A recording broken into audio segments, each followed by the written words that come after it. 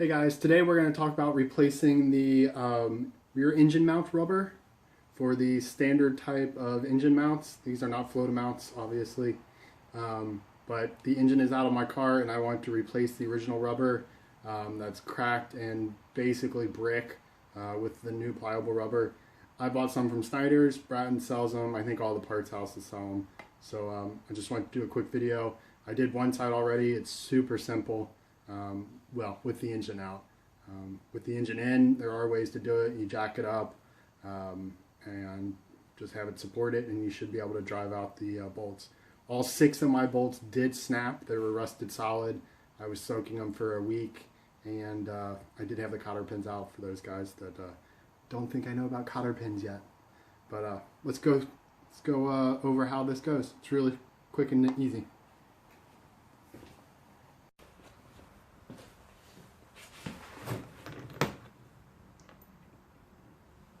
Okay, here's the basic layout. You have 2 pads, you have a backing plate, and the engine mount. So it's pretty simple.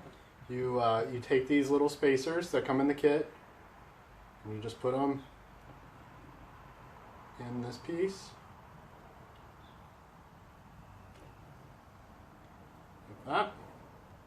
And then what will happen is these 3 holes are enlarged down here at the bottom. Hopefully you can see that. And that will go into the frame. This will bolt here like this.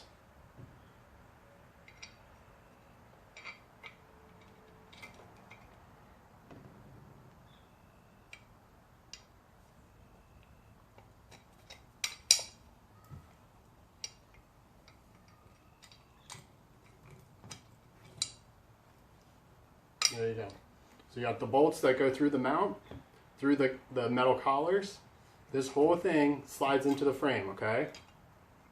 Then on the other side of the frame, you have the engine pad, or the frame pad, the backing plate pad, whatever you want to call it, and then the metal backing bolt. And that whole thing just sandwiches the frame in between those 2.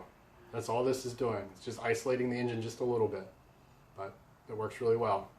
So let's go install it.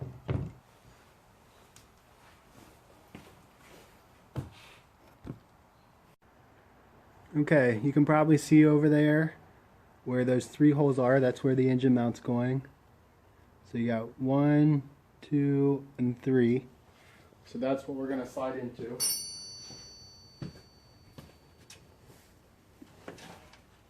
And again, the engine's mount. This is making this super simple right now. To me, this would be the best time to do it. So you're taking your 3 bolts with the collars and the pad. That whole thing is just going to go right in there.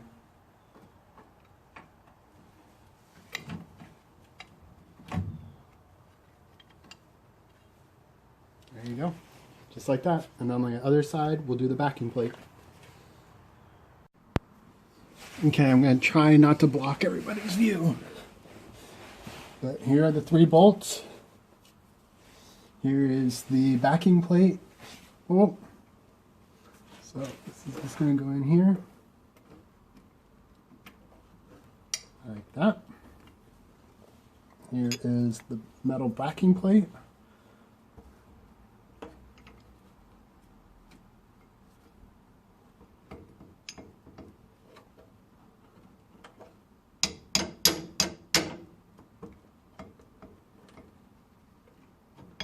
There we go.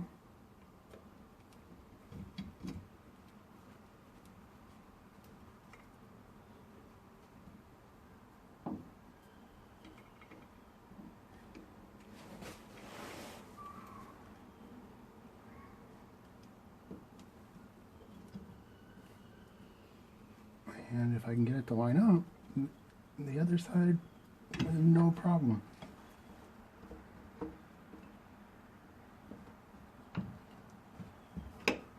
There we go.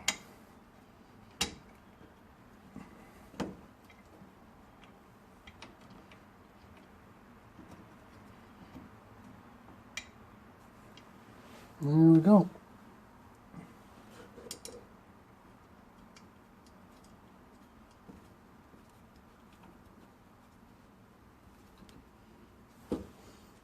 Pretty easy.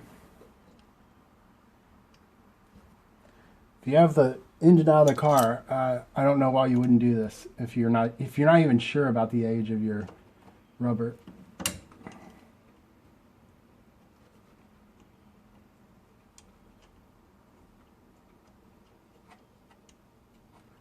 There you go.